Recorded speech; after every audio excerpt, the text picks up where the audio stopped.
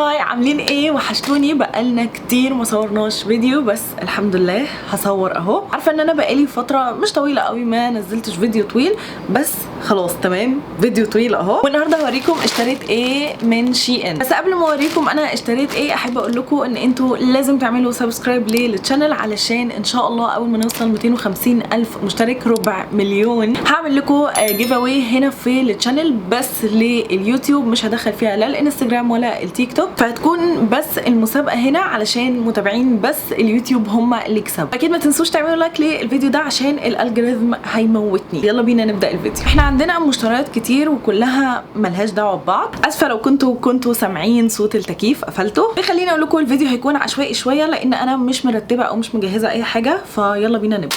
فهنبدا اول حاجه ده كفر لللابتوب. بصوا هو كان في منه مقاسات كتير، بس انا اخترت المقاس اللي يناسب اللاب بتاعي. كمان في سوسته من قدام هنا للشاحن، فدي هتنفعني وانا خارجه وهاخد اللابتوب معايا او لو انا مسافره. تاني حاجه اشتريت النضاره دي، ودي نضاره نظر. انا كده هغير لها العدسات بتاعتها واركب بقى العدسات بتاعتي. واللي ما يعرفش انا النضاره بتاعتي اللي انا بلبسها حاليا برضو من شي ان. واللي ما يعرفش انا ما بشوفش كويس من غير النضاره، يعني اي حاجه بعيد بشوفها مشوشه، لكن بشوف الحاجات اللي من قريب عادي. فدي النضاره الجديده بتاعتي. انا بحب اشتري النضارات النظر من شي ان لانها رخيصه جدا جدا جدا جدا جدا جدا جدا، وعندهم اشكال كتير وكلهم حلوين جدا. عندي تقريبا لحد دلوقتي 3 منهم. والحاجه اللي بعد كده انا ما اشتريتش لبس كتير، اشتريت بس 3 قطع. فاول حاجه اشتريت ده بيزك، هلبسه تحت القمصان. عارفين انتوا القماشه اللي هي بتكون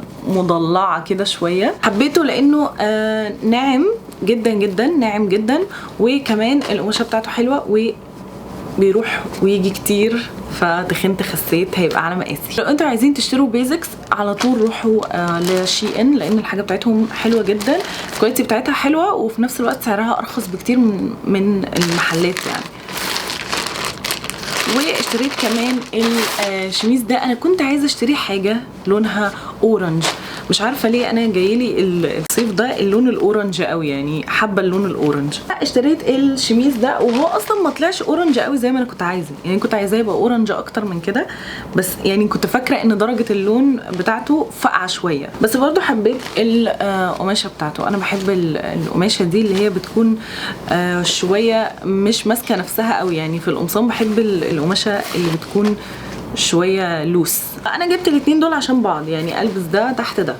والحاجه اللي جبتها بعد كده هو تي شيرت من دايزي. دي ماركه مشهوره كده في شي ان. هو لونه بيج في احمر، هو في الحقيقه اغمق شويه من الكاميرا، وهي دي الماركه اللي انا بقول لكم عليها. عندها حاجات كتير حلوه قوي على شي ان، وانا برضو هلبسهم واوريكم شكلهم. انا جبته مقاسه لارج بوتيت، اللي هم بيبقوا قصيرين، والتوب جبته ميديوم. تعالوا بقى اوريكم ده كمان. ده التوب انا جبته ميديوم علشان ما كنتش عايزاه يبقى واسع قوي، كنت عايزاه يبقى مقاسي. الحاجه اللي بعد كده اشتريت التوكه دي توكه كده كبيره للشعر، يعني شايفين بصوا هي كبيره قد ايه. ده كده بيبقى شكلها، هي بتاخد كل الشعر جواها لان هي كبيره جدا. وخلونا نكمل الفيديو كده. هي خلاص لبست، خلاص مش هغير تاني. انا حابه التوكه دي قوي، جميله قوي، وفاكره ان هي كانت رخيصه قوي، يعني كانت ب2 درهم تقريبا او ب3 درهم ب4 درهم حاجه كده، مش غاليه يعني. حاجه بقى اللي باظت شويه في الشحن وانا يعني زعلانه عليها، بس هي سليمه يعني انا هتصرف فيها.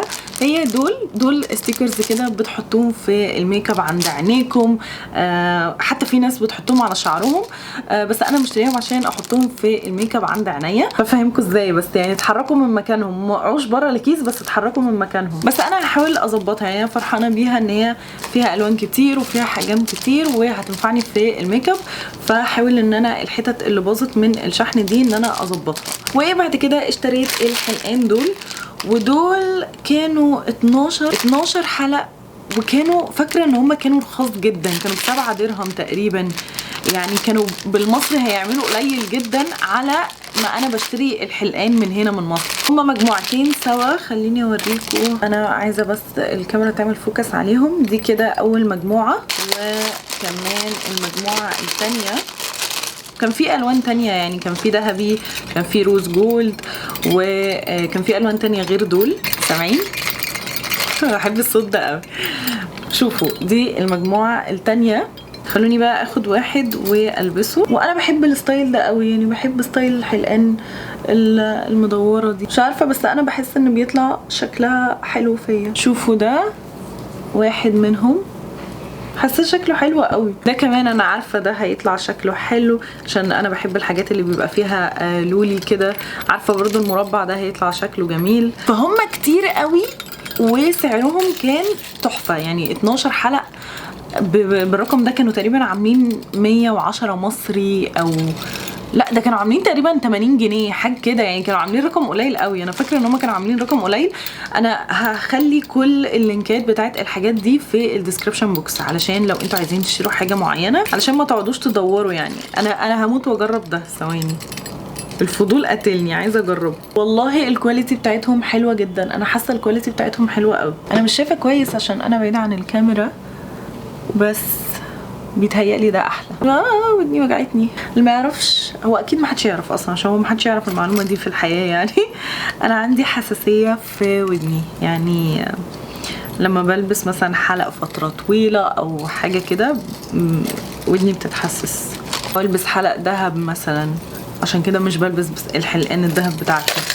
صغيره كان عندي حساسيه من الدهب في كل جسمي. الحاجه اللي اشتريتها بعد كده هي الكفر بتاع الباسبور. هو بيجي قطعتين، قطعه ده الكفر بتاع الباسبور، وده زي نيم تاج او حاجه كده بتحطيها في الشنطه بتاعه السفر.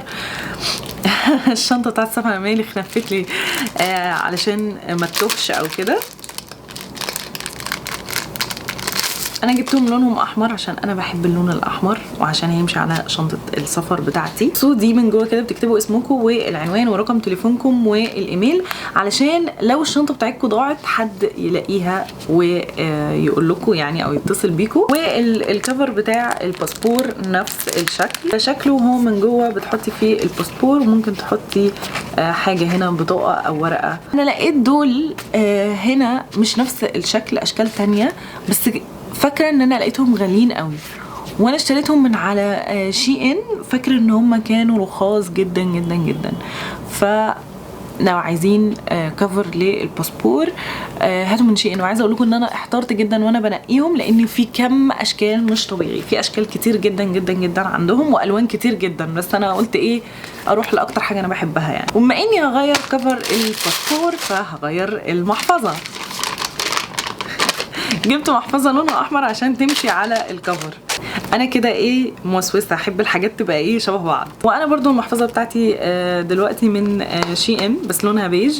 جبت بقى دي لونها احمر، ودي اكبر شويه بتاعتي صغيره. انا بحب المحافظ الصغيره وما بطيقش المحافظ الكبيره، ودايما بختار واحده صغيره ويكون فيها سوسته علشان احط فيها كل حاجه يعني. هي تبقى صغيره عشان انا معظم شنطي اصلا صغيره، فبعوز حاجه صغيره احط فيها الفلوس والكروت وكده. ما بحبش المحافظ الكبيره دي، لان اصلا ما عنديش شنطه يخش فيها المحفظه الكبيره غير الشنطه الكبيره اللي انا باخد فيها اللابتوب. اخر حاجه اشتريتها وهي دي اللي انا بقى كنت محتاجاها فعلا، واتمنى ان انا لما اجربها تطلع كويسه. دي الفرشه اللي بتعمل مساج للشعر. ممكن تستعمليها على شعر جاف، ممكن تستعمليها وانت بتغسلي شعرك بالشامبو. انا نقيت اغلى واحده يعني. هو كان في انواع كتير قوي، انا نقيت الغاليه. ليه؟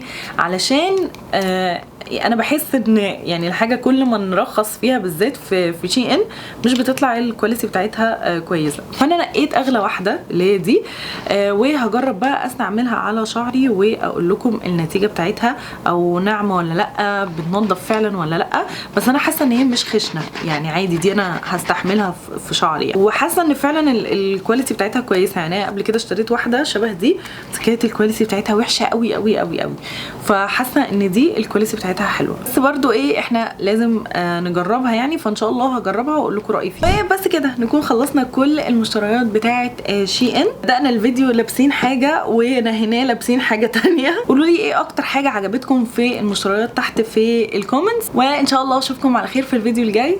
سلام.